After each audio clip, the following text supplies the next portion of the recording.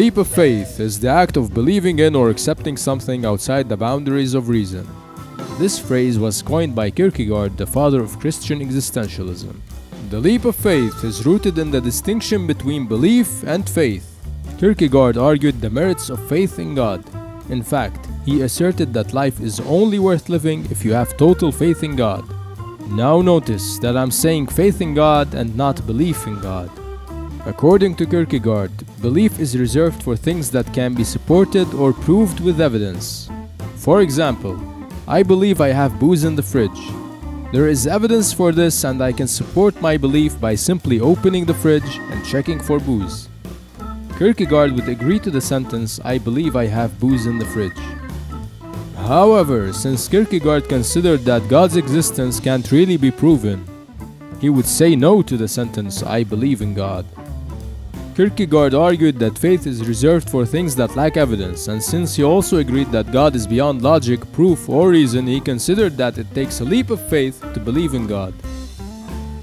After all, lack of logic, proof, and reason are the very things necessary for faith to be faith. Thus, Kierkegaard wrote, to have faith is precisely to lose one's mind so as to win God. Moreover, Kierkegaard considered that life is not a problem to be solved, but a reality to be experienced. Kierkegaard identified 3 stages of individual existence: the aesthetic stage, the ethical stage, and the religious stage. 1. The aesthetic stage. In this stage, an individual seeks pleasure above all else. To Kierkegaard, this is the most immature stage that will prove to be empty and meaningless. In order to grow, one must move past this stage. Kierkegaard's second stage is the ethical one.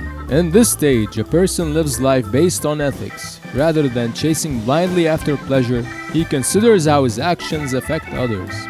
Although an ethical person obeys the rules, his obedience doesn't always come from within himself. For this, one must pass through Kierkegaard's third stage of individual existence, the religious stage. To Kierkegaard, the stage of religious life is the highest form of existence. It is a stage where religion is personal. It is not defined by church attendance or the rhetoric of organized religion.